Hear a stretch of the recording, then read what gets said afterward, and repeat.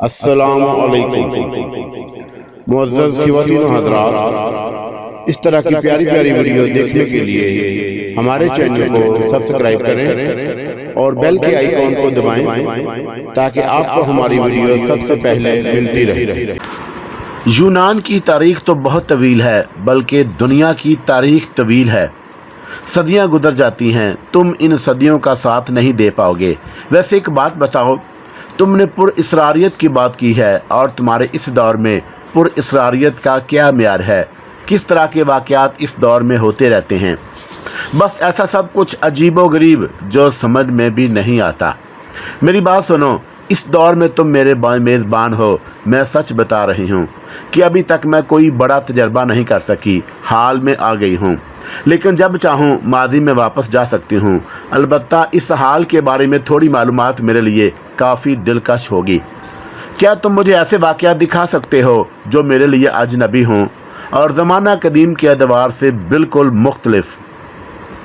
میں کسی سوچ میں ڈوب گیا اور میں نے سوچا کہ میں کیا کر سکتا ہوں اس کے لیے، تو وہ شاید میری سوچ کو سمجھ گئی اور اس نے کہا، نہیں، میں یہ نہیں کہہ رہی کہ تم مجھے فوری طور پر کسی ایسی جگہ لے جاؤ جہاں میری سمجھ میں نہ آنے والی باتیں ہوں یا میرے تجربات میں اضافہ ہونے والی کوئی چیز ہو۔ بس ایسے ہی میں تمہاری دنیا کی تھوڑی سی سیر کرنا چاہتی ہوں۔ میں نے آنکھیں بند کر کے گردن ہلائی اور کہا، ٹھیک ہے کوروتی، میں تمہیں تلاش کر کے ایسے واقعات کی سیر کراؤں گا جو تمہارے لیے اجنبی ہو۔ مجھے ان سے کافی دلچسپی ہے۔ ٹھیک ہے، اب تم آئی ہو تو مجھے بتاؤ میں تمہاری کیا خاطر مدارت کروں۔ یہ تو تم خود فیصلہ کر سکتے ہو۔ میں ایک جیتا جاگتا وجود ہوں، کوئی آتما نہیں ہوں۔ زندگی کی تمام ضروریات سے آشنا ہو اور ان کی ضرورت بھی محسوس کرتی ہوں، اور جس طرح باقی تم چاہو۔ میں تو خیر اپنے کچن میں جا کر کیا ہی کرتا، اور وہاں تھا ہی کیا، جیسا کہ میں آپ کو بتا چکا ہوں، کٹی عمر ہوٹلوں میں، مرے ہسپتال جا کر۔ یہاں تو یہی سارا مسئلہ تھا، لیکن میں نے اپنی یادداشت کے مطابق ایک بہت اچھے ہوٹل کو فون کیا اور اس کو عمدہ قسم کی چیزوں کا آرڈر نوٹ کرایا۔ یہ ایسا ہوٹل تھا جو ہوم ڈلیوری بھی کرتا تھا۔ چنانچہ تھوڑی دیر کے بعد میرے آرڈر کی تکمیل ہو گئی اور میں کوروتی کی خاطر مدارت کرنے لگا۔ یہ سب کچھ بہت عجیب لگ رہا تھا۔ اب تک کی زندگی میں بہت سی حسیناؤں سے دوستی رہی تھی، ان سے رابطہ رہا تھا، لیکن باہر ہی میرا چھوٹا سا گھر، اور جسے میں نے کبھی اس قابل نہیں سمجھا تھا کہ وہاں کسی کو اس طرح سے دعوت دوں۔ لیکن یہ میرے لیے بہت مقدس تھا، کیونکہ یہاں سے میری زندگی کے لا تعداد لمحات وابستہ تھے۔ زندہ صدیوں میں جو کچھ درد کیا جا رہا ہے، میرے اپنے خیال کے مطابق ایسا کبھی کچھ پہلے نہیں لکھا گیا ہوگا جس میں کوئی ادیب آنکھوں دیکھا حال لکھے۔ پر اسرار کہانیاں، لا تعداد خوفناک داستانیں لکھی جاتی ہیں، لیکن بذات خود ان کا تجربہ کرنا ایک الگ کام ہے، اور پھر ایسا تجزیہ جسے صرف خواب کی بات ہی سمجھی جائے، بلکہ ایسے خواب دیکھنا بھی ایک مشکل عمل ہوتا ہے جس میں تاریخ کا بالکل صحیح تجزیہ ہو سکے۔ میں یہ کر رہا تھا اور کوروتی میری معاون تھی۔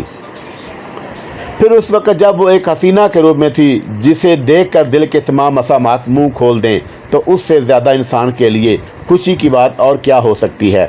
ہم دونوں نے کھانا کھایا، جس کی تعریف کوروتی نے کی اور بولی، میں یہاں طویل عرصے سے اس دور میں ہوں۔ ظاہر ہے کہ اس میں ہونا میری مجبوری ہے، کیونکہ گزرے ہوئے وقت کے ساتھ میرا سفر آگے بڑھ رہا ہے، اور جیسا کہ میں نے کہا کہ مجھے ابھی آگے جانا ہے، لیکن اس دور کی کچھ باتیں مجھے بہت پسند آئیں۔ کتنا عجیب دور ہے یہ۔ میں نے بہت سے جادوئی ادوار گزارے ہیں اور ایسے کرداروں سے روشناس ہوئی جو علم و فن میں ماہر تھے، لیکن یہ سب کچھ جو میں زندہ دیکھ رہی ہوں، مثلاً ایک ساحر سحر کرتا ہے، جادو کا ایک گولا پھینکتا ہے اور بہت سے انسان فنا ہو جاتے ہیں، یا وہ اپنے جادو کے آئینے میں اپنے من پسند چیزیں دکھاتا ہے لیکن وہ تنہا ہوتا ہے، یا پھر اس کے ساتھ کوئی دیدہ ور جسے وہ دکھانا چاہتا ہے۔ لیکن اس وقت یہ سڑکوں پر دوڑتی ہوئی بے جان چیزیں جو صرف مشینوں سے چلتی ہیں، اور جادو کے وہ گولے جو گھر گھر میں موجود ہیں، اور ایسا اسلحہ جسے ایک آدمی چلا کر لا تعداد لوگوں کو ہلاک کر دیتا ہے، یہ اس جادو سے کہیں زیادہ جدید جادو ہے۔ اور میں جب اپنی پتھر کی اس کتاب میں اس دور کا ذکر کروں گی تو ذیشان علی تمہارا نام بھی میری کتاب کی زینت بن جائے گا، اور جب اس دور کی باتیں اپنے کتاب میں درج کروں گی تو اس میں یہ بھی کہوں گی کہ مجھے ایک ایسا شخص ملا تھا جس نے ان ادوار کی سیر بھی کی تھی اور جن کی تفصیل میری اس کتاب میں موجود ہے، جبکہ اس سے پہلے ایسا کوئی کردار میرے سامنے نہیں آیا۔ یہ کھانا جو تم نے منگوایا ہے یہ بہت لذیذ ہے ذیشان علی۔ میں زیادہ سے زیادہ اس دور کی سیر کرنا چاہتی ہوں تاکہ جب میں اپنی کتاب میں اس دور کی کہانی لکھوں تو اس میں بڑی تفصیل موجود ہو۔ تم مجھے اس دور کی سیر کراؤ اور میں تمہیں ماضی کے ہر لمحے سے روشناس کراؤں گی، اور اس وقت سے جب سے میں نے اپنے علم کے سہارے اس دنیا کو محسوس کیا اور یہ دور کتنا قدیم ہے اور میں کن کن ادوار سے گزری ہوں، اور اس کا اندازہ ایک مورخ کی حیثیت سے تم خود لگا سکتے ہو۔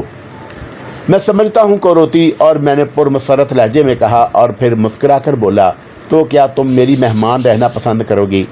پسند کرو گی؟ میں پسند کر چکی ہوں، اور اسی شکل اور اسی حیثیت سے۔ میں نے سوال کیا اور میرا مطلب سمجھ کر مسکرا دی، اور پھر اس نے بڑے محبوبانہ انداز میں کہا، ہاں۔ میں ہنس پڑا، حالانکہ میں جانتا تھا کہ وہ کوروتی ہے، صدیوں پرانا ایک وجود جس نے مجھے جو کہانی سنائی ہے اسی پر بھروسہ کرنا پڑے گا، کیونکہ جو واقعات اپنی آنکھوں سے دیکھ چکا تھا انہیں جھٹلانا ایک مشکل کام تھا۔ خیر، وہ میرے سامنے موجود تھی، بے شک ایک مثال وجود رکھتی تھی، لیکن یہ اندازہ مجھے تھا کہ وہ لاکھوں برس کی بات ہے۔ بات یہی ہے کہ انسان بھلا دینے کا ماہر اپنی پسند کی چیز کو وہ کسی بھی شکل میں قبول کر سکتا ہے۔ سو کوروتی میری مہمان تھی، اور اس رات ہم لوگ بہت دور تک یہ سوچتے رہے کہ ہمیں کہاں سے آغاز کرنا چاہیے۔ اس نے میری مدد کی اور بولی، کوئی تعین تو نہیں کیا جا سکتا، جدھر دل چاہے نکل چلو۔ خیر، وہ رات گزارنے کے بعد کوروتی سے میری قربت اور زیادہ ہو گئی۔ البتہ کوروتی کے ذہن میں کچھ ہو نہ ہو، لیکن گونتم بھنسالی میرے ذہن میں تھا۔ میں جانتا تھا کہ اس کا غصہ اور شدید ہو گیا ہوگا، لیکن مجھے اب اس کی پرواہ نہیں تھی۔ بات وہی ہے کہ زندگی کے چند لمحات اگر دلکش گزر جائیں اور انسان ان سے سیراب ہو جائے تو پھر باقی زندگی کی فکر بے مقصد ہے۔ کوروتی اب میرے ساتھ رہنے لگی، اور اس نے کبھی اپنی کوٹھی کی جانب جانے کا رخ نہیں کیا تھا۔ البتہ اس کے پاس کار موجود تھی، اور وہ کار آسانی سے ڈرائیور کر سکتی تھی، جبکہ میرے پاس کار تو تھی لیکن ایسی نہیں کہ میں اسے کسی لمبے سفر کے لیے استعمال کروں۔ البتہ ہم نے تمام سفری انتظامات کیے اور اس کے بعد آوارہ گردوں کی مانند چل پڑے۔ ایک حسین وجود ساتھ ہو، پر اسرار قوت ہمراہ ہوں، ہر قسم کے خوف سے دور ہو، رنگین موسم کا لطف ہو، تو آپ خود سوچ لیجئے پھر ایک تنہا انسان کے لیے اور کس چیز کی ضرورت باقی رہ جاتی ہے۔ کوئی منزل نہیں، کوئی نشان نہیں۔ کوروتی خود بھی خوش و ذوق تھی اور اس نے کوئی پابندی نہیں لگائی تھی۔ وہ جانتی تھی کہ اس کی عمر طویل ہے، کہ مجھ جیسے ہزار آدمی بھی اس کا ساتھ دیں تو وہ خود دنیا سے چلے جائیں گے، لیکن وہ امرت جل پیے ہوئی تھی اور اسے اپنی زندگی کی فکر نہیں تھی۔ البتہ دوران سفر ہم نے ہمیشہ گوتم بھنسالی کا خیال رکھا تھا، اور اس نے یہ بھی مجھ سے کہا تھا کہ چونکہ ہم نے کسی منزل کا تعین نہیں کیا ہے، اس لیے وقت ہمیں جہاں لے جائے اس کی کوئی فکر نہیں، اور ہم وقت کے سہارے سفر کرتے رہے۔ راستے میں ہم مختلف قسم کی باتیں کر لیا کرتے، جن میں موضوع درویشیت بڑی اہمیت کا حامل ہے، اور اس کے بارے میں وہ اکثر پوچھتی رہتی اور کہتی رہتی تھی کہ ایسا کوئی درویش ملے جو اسے بتا سکے کہ وقت کیسا گزر رہا ہے۔ اور آخر کار ایک دور دراز کے علاقے میں ہماری ملاقات ایک ایسے شخص سے ہوئی۔ بڑا دلچسپ سا آدمی تھا، خاصی عمر کا، ایک کٹیا بنا کر اس میں رہ رہا تھا، اور ہم نے چوڑی سڑک سے گزرتے ہوئے بہت دور اس کٹیا کو دیکھا تھا، اور کوروتی نے ایک دم سے مجھے کار روکنے کا اشارہ کرتے ہوئے کہا، علی ذرا اس جگہ دیکھو، وہ کیا ہے؟ میں نے اس کی طرف نگاہیں دوڑائی تو وہ کٹیا مجھے نظر آئی۔ چھوٹے چھوٹے پہاڑی پتھروں سے چن کر ایک جھونپڑی بنائی گئی تھی، اس پر چھپڑ پڑا ہوا تھا۔ وہاں تک جانے کے لیے ایک پگڈنڈی صاف نظر آ رہی تھی۔ آس پاس کوئی آبادی نہیں تھی، البتہ خود رو درخت کافی اگے ہوئے تھے۔ ایک جگہ ایک چھوٹے سے خطے میں شاید کھیتی کی گئی تھی اور ترکاریاں اگائی گئی تھی۔ ہم لوگ اس طرف چل پڑے۔ جیسے جیسے ہم قریب پہنچتے جا رہے تھے، کٹیا کی بناوٹ نمایاں ہوتی گئی، اور اس کی آگے ایک چھوٹا سا احاطہ بنا ہوا تھا جس میں 2-3 بکریاں بندھی ہوئی تھیں۔ چنانچہ ہم وہاں پہنچ گئے، اور ہم نے ایک شخص کو ایک چارپائی پر بیٹھے ہوئے دیکھا جو حقہ پی رہا تھا۔ ہمیں دیکھ کر وہ شدید حیران ہوا اور دریائے گھوڑے کی طرح آنکھیں چہرے سے باہر نکال کر ہمیں تکنے لگا، اور میں نے اسے سلام کیا تو اس نے ہمیں دیکھ کر کہا، रब तेरी हयाती करे, कौन है और कहाँ से आया है? बाबा जी हैरान होने की ज़रूरत नहीं, हम सियाह हैं और आवारागर्द हैं, बस अपना वतन देखने निकले हैं और इस तरह घूमते हुए आपके पास आ गए हैं। अगर आप चाहो तो हमें 1-2 दिन अपना मेहमान रख लो। हाँ हाँ क्यों नहीं पुत्र, मेहमान तो अल्लाह की देन होते हैं, आजा मेरे पास बैठ जा। मेरे पास 2-3 चारपाइयाँ और हैं और तुम लोगों के काम आ जाएंगी, बाबा ने कहा और हम खुश हो गए। कुरोती को तो बहुत ही ज़्यादा खुश थी। हमने देखा कि थोड़े फासले पर एक खामोश सा दरिया बह रहा है और उसकी बाएं सिमत एक कब्रिस्तान था जिसमें टूटी फूटी कब्रें बिखरी हुई थी। एक थोड़ा सा गहरा खड्ड नज़र आ रहा था, शायद किसी वक्त ये नाले की गुजरगाह होगा। खड्ड के दूसरे किनारे पर एक छोटा सा मिट्टी का कुदरती टेला उभरा हुआ था। 3 अतराफ से ढलवान थी और एक जानब से अमूदी। बहरहाल हम बाबा की झोंपड़ी में ठहर कर थोड़ा वक्त गुजारते रहे और उसके बाद बाबा की दी हुई थोड़े से खाने पीने की चीज़ें लेकर हम कुर्बो जवार में निकल आए। करोती चौंका एक नौजवान हसीना बनी हुई थी और उसके सारे अंदाज बिल्कुल वैसे ही थे। चुनाचा हम बंदरों की तरह फलांगते हुए खड़कर के उस करके टेले पर चढ़ आए और यहाँ से बहुत दूर काफ़ी फासले पर किसी गांव की छोटी सी आबादी नजर आई। टेले के 3 अतराफ में भी खेत ही खेत थे, लेकिन ऐसे जैसे कई मौसमों से यहाँ खेती बाड़ी ना की गई हो, जबकि ज़रा परे दूसरे खेतों में मौसम की फसल खड़ी थी जो गांव से करीब थी। कोरोती एक एक चीज़ को दिलकश निगाहों से देख रही थी। ऐसे लगता था कि जैसे उसे ये माहौल बेहद पसंद आया हो। एक जगह खड़े होकर वो बोली, अली मेरी बात सुनो, ज़रा ये बताओ कि ये टेला और उसके इर्द गिर्द ये खेत वगैरह इस कदर वीरान क्यों है, जबकि ज़रा परे सब खेतों में फसलें खड़ी हैं। हाँ है तो सब कुछ अजीब और मैं इसके बारे में जानना चाहती हूँ। इसके बारे में बूढ़ा बाबा ही हमें सब कुछ बता सकता है। एक बात कहूँ तुमसे, मुझे वो बूढ़ा बाबा भी बेहद पुरअसरार लगा और उसमें कोई ख़ास बात है जो अभी तक मेरी समझ में नहीं आई, लेकिन समझ में आनी चाहिए। और वैसे वो बातें बड़ी दानिशमंदी की करता है और उसकी बातों में एक अजीब सी कैफियत झलकती है। हमने उससे उसका नाम तक नहीं पूछा। अरे हाँ वाकई इसमें तो कोई शक नहीं। कुर्बजवार के खासे अतराफ घूमकर और खासी सैरो सियाहत करने के बाद हम बाबा की झोंपड़ी पर वापस पहुंच गए। बाबा एक चारपाई पर दरख्त के नीचे सर झुकाए बैठा था। हमारे कदमों की चाप सुनकर उसने सर उठाया और उसके होंठों पर मुस्कुराहट फैल गई। जब हम उसके करीब पहुंचे तो उसने कहा, कहाँ कहाँ हो आए बच्चों? बस बाबा आपकी ये जन्नत तो बहुत खूबसूरत है। जन्नत, स्वर्ग कहना चाहते हो ना इसे? हाँ बाबा स्वर्ग। नहीं, फैसला करना मुश्किल होता है कि कौन सी जगह नर्क है और कौन सी जगह स्वर्ग। बाबा आपका नाम क्या है? मैंने सवाल किया तो बूढ़ा मुस्कुरा दिया। बड़ी देर के बाद ख्याल आया मेरा नाम पूछने का। मेरा नाम जगजीत है, लेकिन संसार में मुझसे ज़्यादा हारा हुआ मिनश जीता ना होगा। बड़ी अजीब बात कही आपने। हाँ तुम अजीब कह सकते हो, बूढ़ा जगजीत बोला। हमें अंदाज़ा नहीं था कि ये शख्स हिंदू हो सकता है या नाम हिंदुओं घी का सा था। ताहम ये कोई ऐसी बात नहीं थी। अतराफ में हिंदू मुसलमान सब ही रहा करते थे। तवील अरसा पहले तो इसकी कोई तखसीस ही नहीं थी। हम लोग चारपाई पर जगजीत के पास बैठ गए और मैंने उससे कहा, मेरी ये दोस्त सवाल कर रही है कि ये टेला और इसके इर्द गिर्द के ये खेत इस तरह वीरान से क्यों है, जबकि यहाँ से कुछ फासले पर खेतों में फसलें खड़ी हुई हैं। जगजीत किसी सोच में डूब गया, फिर आहिस्ता से बोला, ये टेला और उसके आसपास के सारे खेत हमारी मलकियत हैं। बहुत पुरानी बात है कि यहाँ भी मामूल के मुताबिक खेती बाड़ी होती थी। फिर भगवान का करना यूँ हुआ कि बंजारों का एक कबीला यहाँ आकर टेले पर बैठ गया। ज़मीन हमारी मलकियत थी। बंजारों के सरदार ने मेरे दादा से प्रार्थना की कि उन्हें सर्दियों का ये मौसम यहाँ बसन करने की इजाज़त दे दें। मेरे दादा ने उन्हें मना ना किया तो वो बड़े दिल वाले थे और उन बंजारों के ख़ानदान में औरतें ज़्यादा और मर्द कम थे। यहाँ पर पड़ाव के बाद अपना सिलसिला जारी कर दिया जो बंजारों का काम होता है। मर्द झोंपड़ों में नशा पानी करते या फिर सोए पड़े रहते और औरतें इर्द गिर्द के गांव में छोटे मोटे काश्तकारी, मेहनत काम या फिर भीख मांगती फिरती। उन्हीं औरतों में गप्ती भी थी और गप्ती समन गुप्ता उसका नाम था और गप्ती के नाम से मशहूर थी। ये गप्ती बंजारों के इस कबीले के सरदार की अकेली बेटी थी और जैसी थी बस उसकी कहानी ज़ुबान से बयान नहीं की जा सकती।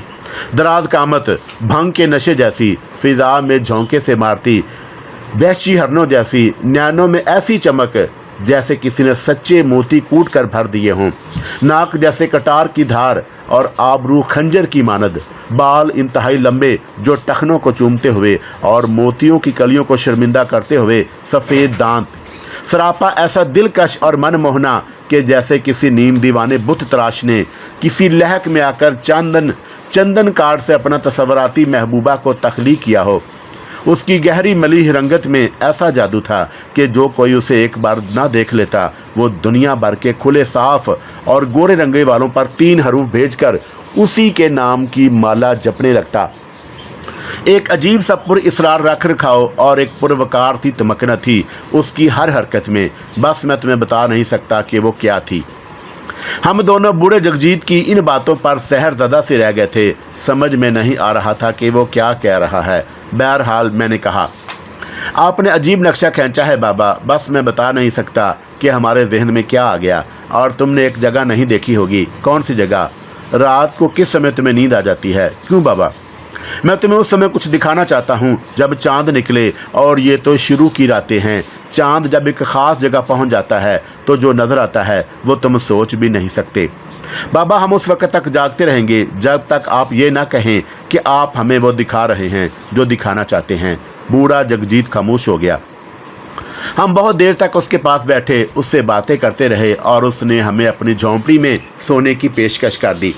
शायद वो ये समझ रहा था कि हम दोनों मियाँ बीवी हैं, क्योंकि हम उसी तरह उसके सामने आए थे। लेकिन पता नहीं क्यों करोती इस माहौल से बहुत मुतासर थी। हमने झोंपड़े में जाने की कोशिश नहीं की थी, बल्कि दरख्त के नीचे चारपाई डाल ली और वहीं पर बैठे हुए बातें करते रहे। बूढ़ा अपनी चारपाई पर सो गया और उसके खराटे गूंज रहे थे। कुरोती ने कहा कि बाबा जगजीत ने हमें तो जगा दिया और ख़ुद कैसी मज़े की नींद सो रहा है। क्या ये उस वक्त जाग जाएगा जब चाँद आसमान के बीच पहुँचेगा? अब हम तो जाग ही रहे हैं। अगर ये बाबा जगजीत ना जागा तो हम उसे जगा देंगे और उससे पूछेंगे कि वो हमें क्या दिखाना चाहता है। कुरोती खामोश हो गई। वो किसी सोच में डूबी हुई थी और उसके चेहरे पर अजीब से साए रक्सां देख रहा था। और मैं उससे कहे बगैर ना रह सका कि बूढ़े जगदीश ने जिस तरह गुप्ती के नकूश का नक्शा खींचा है उसने एक शहर सा कायम कर दिया है। मैं खुद उसी एहसास का शिकार हूँ कि लड़की कितनी हसीन होगी। काफ़ी देर तक खामोशी रही। कुरोती भी किसी गहरी सोच में डूबी हुई थी। मैंने बहुत कुछ देखा इस संसार में, बड़ा अजीब और हसीन माहौल, लेकिन इस समय न जाने मैं कैसा महसूस कर रही हूँ। बड़ा अजीब लग रहा है मुझे, बेहद अजीब। कुछ देर के बाद उसने कहा, हाँ वाकई बड़ा सहर अंगेज माहौल है। मैं तुम्हें बताऊं कुरोती कि तुम तो खैर बहुत सी सदियां गुजार चुकी हो। तुम्हारी ज़िंदगी में तो ना जाने कैसे कैसे मनाजर आए होंगे। मैंने भी बहुत कुछ लिखा है अपनी ज़िंदगी में, और इसमें कोई शक नहीं कि इसमें ज़हनी अख्तराज ज़्यादा होती है। इंसानी जहन जहाँ तक पहुँच सकता है अगर अल्फाज से रिश्ता हो तो एक अदीब अपने मनाजर में पढ़ने वाले को न जाने कहाँ से कहाँ पहुँचा देता है, जबकि वो मंजर वो माहौल सिर्फ उसके जहन में होता है और वो वहाँ से गुजरा नहीं होता। लेकिन उसकी सच्ची लगन और सच्चे अल्फाज उन मनाजर को हकीकी बना देते हैं। कुरोती मेरी अल्फाज से बहुत मुतासर थी। उसने कहा कि बड़ा सहर अंगेज माहौल है, वो देखो चाँद अपनी बुलंदी पर पहुँच रहा है। मैं और कुरोती चाँद के आसमान तक पहुँचने का इंतज़ार कर रहे थे। फिर हमने देखा कि बूढ़ा जगजीत खुद ही उठकर बैठ गया और उसने गर्दन घुमाकर हमारी तरफ देखा तो हम दोनों अपनी जगह से उठकर उसकी तरफ चल पड़े। तुम लोग जाग रहे हो? हाँ बाबा, आपने हमें ऐसी जगह पहुंचा दिया है कि नींद हमारी आंखों से कोसों दूर चली गई। आओ मेरे साथ, बूढ़े ने कहा और हम दोनों उसके पीछे पीछे चल पड़े। चाँद आसमान के बीचों बीच जाकर टिक गया और रोशनी का हसीन मंजर नाकाबिले फरामोश था। मेरे साथ सदियों पुरानी एक अनोखी रूह सफ़र कर रही थी, और ऐसी रूह जिसे रूह भी नहीं कहा जा सकता था और लाजमी तौर पर एक तवील उम्र के जिंदा वजूद को तस्लीम किया जा सकता था। हम आगे बढ़ते रहे और उसके बाद उस टेले पर पहुंच गए। टेले से थोड़े फासले पर एक और टेला सा बना हुआ था और उस टेले पर एक उभरी हुई सी जगह नज़र आ रही थी। लेकिन जो कुछ हमारी आंखों ने देखा वो नाकाबिले फरामोश था। चाँद की रोशनी उस जगह को नुमाया कर रही थी जहां दो इंसानी वजूद उस ढेर पर बैठे हुए एक दूसरे को देख रहे थे। मैं और कुरोती दंग रह गए। ये बड़ी अजीबोगरीब कैफियत का शिकार हो गए। ये दोनों कौन है बाबा? दो मोहब्बत करने वाले, दो प्रेम रोगी जिनकी कहानी मैं तुम्हें सुना रहा था। और चांद की इन तारीखों में जब चंद्रमा जवानी पर होता है, ये दोनों यहाँ आकर बैठ जाते हैं और चांदनी में एक दूसरे से राजो नियाज करते हैं। मैं तुम्हें सुमन गुप्ती के बारे में बता रहा था। मेरे दादा से इजाज़त मिलते ही ये बंजारे टैले के आसपास रहना शुरू हो चुके थे। नगर नगर घूमने वाले बंजारे फ़कीरों, परिंदों, हवाओं, बादलों की तरह कहीं जमकर नहीं टिकते और उनके मजाज, लहजे, जज्बे, इरादे, खूबसूरतियाँ, चाहतें और दुश्मनियाँ भी मौसमों, रुतों, सिमतों, मंजरों, जगहों और ज़रूरतों की साथी होती हैं। बस उनको रिज़्क चाहिए और रिज़्क की खातर ये सब कुछ कर गुजरते हैं। गैरत, अखलाक, मज़हब, हलाल, जायज़ वगैरह ये किसी के मानी और मतलब नहीं समझते। अक्सर मर्द बद शक्ल और स्याह रंग के होते हैं और लड़कियां जंगी मुश्की और हसीन नकूश की मालिक होती हैं। इनकी अक्सरियत के पास इंतहाई मोहलक किस्म के हथियार होते हैं और उन्हीं की बिना पर ये हर जगह क़याम कर लेते हैं। ये खाना बदोश होते हैं और अपनी फितरत और ज़रूरत के मुताबिक मेला कमाकर किसी नई जगह की तलाश में आगे बढ़ जाते हैं। क़याम के दौरान अगर कोई मर जाए तो ये बगैर किसी शोर शराबे या रोने पीटने के खामोशी से मुर्दे को किसी बेआबाद जगह या झोंपड़ी जहां उनका क़याम होता है गड्ढा खोद कर गाड़ देते हैं। ना कहीं इतला, ना अंदराज। इसी तरह किसी बच्चे की पैदाइश भी उनके यहाँ ऐसे ही होती है और उनकी औरतों में ज़चगी की हालत में आराम और एहतियात बरतने का कोई तसव्वुर नहीं और ना ही किसी ख़ास एहतमाम की ज़रूरत महसूस की जाती है। आखिरी दिनों का हमल उठाए हुए भी मेहनत और मशक्क़त से भीख मांगते हुए दिखाई देती हैं। मस्ताना आंखों में सुरमा और होंठों पर दंदासा, नाक में दोनों तरफ सोने और चांदी की लौंगें बड़े नाजो अदा से हथेली फैलाए भीख मांगती रहती हैं और उनके मांगने का अंदाज ऐसा होता है जैसे वो आपसे भीख नहीं मांग रही बल्कि आपने आपको अपने हुस्न की भीख दे रही हों। वैसे टोलियां बनाकर चलती हैं ताकि कहीं कोई उनको नुकसान ना पहुंच जाए। तो मैं बात कर रहा था कि सुमन गुप्ती की, और वो भी दूसरी औरतों और लड़कियों की तरह भीख मांगना या नखरे दिखाकर लूट मार करना पसंद नहीं करती थी। चौंका बंजारों के कबीले की सरदार थी। हाँ, वो कभी कभी दूसरी लड़कियों के इसरार पर पुरबो जवार में ज़रूर निकल जाती और उसकी साथी लड़कियां तो गाना बजाना भी कर लेती थीं, मगर ये जगह जगह गड़वी बजाकर माये टप्पे सुनाना भी पसंद नहीं करती थी। अलबत्ता ये उसकी बरकत थी या उसके हुस्न की बरकत कि जब भी दिन ढले वो अपने साथी लड़कियों के साथ डेरे पर वापस लौटती तो उनके पल्लू, चादरें, अजनास और दूसरे खाने पीने की अशिया से भरी होती थीं। छोटी मोटी रकमें भी पल्लू की गांठ में बंधी होती और ये सब उस वक़्त होता जब सुमन गुप्ती उनके साथ जाती थी। जब वो वापस पलटती तब भी खालस, मद भरी, मासूम सी, बीनी बीनी खुशबू वाली सुमन होती और उसका बाप उसे देखकर जीता था। वो जानता था कि सुमन हमेशा की तरह खाली हाथ आती है। भीख तो वो मांगे जो भिखारी हो या जिसका जहन मांगने वालों का जहन हो और उसकी सोच और ख्यालात भिखारियों जैसे हों, उसका अंग अंग भिखारियों सा हो और उसके पेट में भूख और तबीयत में हवस हो, जो हुस्न जमाल से सरशार हो। उसका उन ख्यालों से क्या वास्ता। चुनाचा बूढ़ा बाप जब भी वो वापस आती उसकी पेशानी को आगे बढ़कर चूम लेता और फिर सोच की कोई लहर उसके झुर्रियों भरे चेहरे को और झुर्रियों में लपेट देती।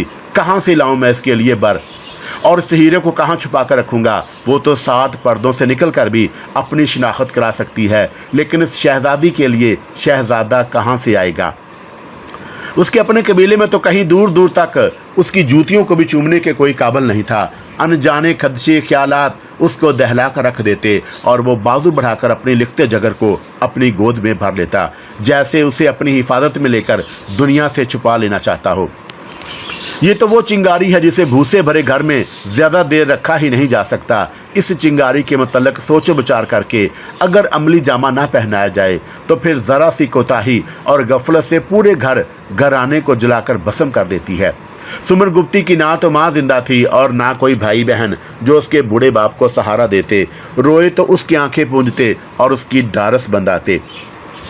बेटी का फूलों जैसा बोझ होता है और फिर उसका बाप भी बूढ़ा था और उसकी मरने वाली बीवी भी बहुत खूबसूरत और तरादार थी, लेकिन बेटी को जन्म देते ही वो मर गई थी। एक खौफनाक हादसा हुआ।